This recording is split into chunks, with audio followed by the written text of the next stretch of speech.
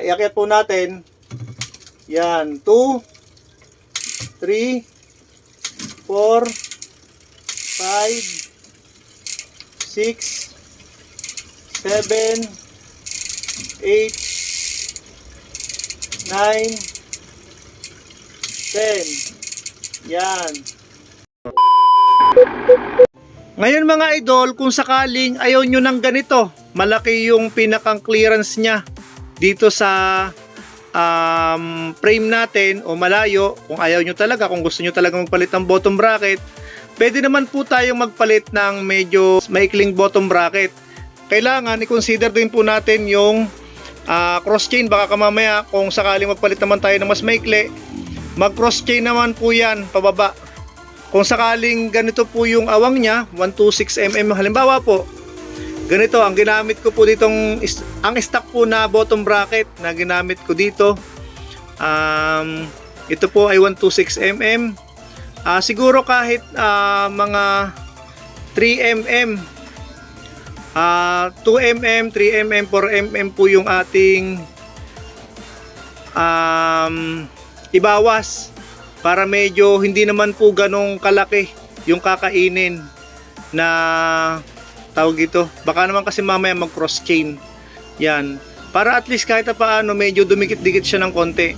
Feeling ko kasi dito mga lods, kung susukatin natin to, kumbaga sa spacer ng ating headset, ito ay may 10mm kasi yun, saka 5mm siguro ito ay mga 15mm pa yung awang nito, 15mm o mga 13mm. Ngayon mga lods, try nating palitan kung sakaling magko-cross chain. Ilagay natin dito siguro mga 122mm na bottom bracket. Yan, try natin. Yun mga lods, wala po tayong 122mm na bottom bracket, kaya ang gagamitin natin ito 120mm. Try natin kung 126 kasi ito eh. Bali yan, try natin kung yung 6 bali 6mm ang mawawala, kung maganda ba yung magiging clearance nito dito sa frame ko, tapos dito sa ano nya, sa chainring, tapos kung hindi ba magko-cross chain yan dyan sa sprocket. So yun mga lods, baklasin ko muna po itong crank tapos yung bottom bracket. So ito na mga idol, natanggal na po natin yung crank. Ang susunod naman natin yung bottom bracket na stock nito. Yan, tanggalin natin. Ito na mga idol, tinatanggal na natin yung bottom bracket na 126mm o yung stock na bottom bracket.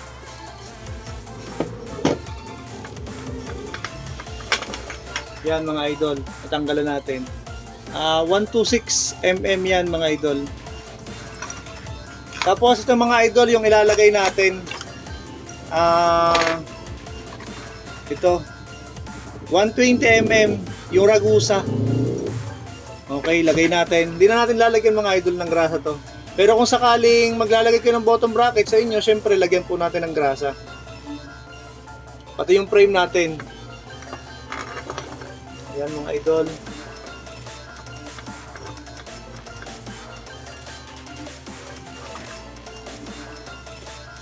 Mga idol, ikita natin.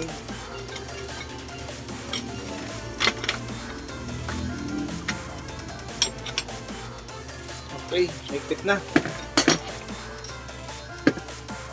So ito na mga idol, 120mm na bottom bracket yung inilagay natin. Tapos ito yung crank na Ragusa R600 na Ragusa pala. Yan. Lagay na natin.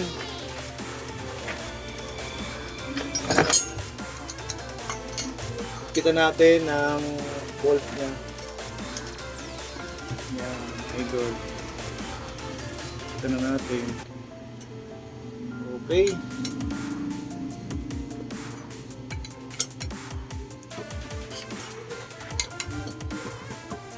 Yan, okay. Kita natin. Yun, okay, ayos. Nilagay na natin mga idol, oh, yung crank. Yan. Tingnan natin kung anong naging clearance nito. So ito na mga lods, yung naging clearance niya sa 120mm na bottom bracket. Dito kay Ragusa na R600 na crank. Ayan yung clearance niya. Medyo malaki pa to mga idol. Feeling ko nasa ano pa to, mga 9mm to 9mm to 10mm, ganyan ang clearance pa niya, o 8mm yan, hindi nakakalayo. Yan mga lods, check naman natin kung may nagbago ba dito sa cross chain. Baka mamaya nag cross chain naman. Yan mga lods, ilagay natin tong kadena dito sa chain ring. Okay, lalagay na natin mga lods. Nasa may pinakamaliit na gear, yan, and po. Yan, okay. Tingnan natin kung okay ba siya sa pag okay. Okay. Okay. Okay. Okay. Okay, ayos. Yan mga idol, oh. Okay siya sa pag-akyat. Okay naman siya sa pag-akyat. Ngayon, ibababa naman natin yung kadena. Okay. Yung gear niya. Ibababa natin.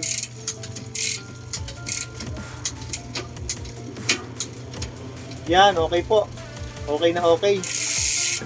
Tapos, silipin natin kung nag-cross chain ba siya dito sa may pababa. Kasi, nagpalit tayo ng kadena nagpalit tayo ng bottom bracket na mas maikli. Bali ganito ang nangyari dyan. Yan, ito ay pumasok, tapos pakamamaya sa pagbaba naman siya mag cross chain. Ganito. Yan, ito yung sa chain ring na kadena, tapos ito naman yung sa sprocket na kadena. Yan, na ganyan siya. Check natin.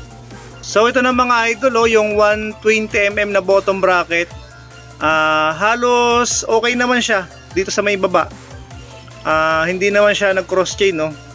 Yan, okay naman. Saka kung cross chain yan, malalaglag din talaga yan dito sa may maliit na sprocket. So may itong maliit na gear na to.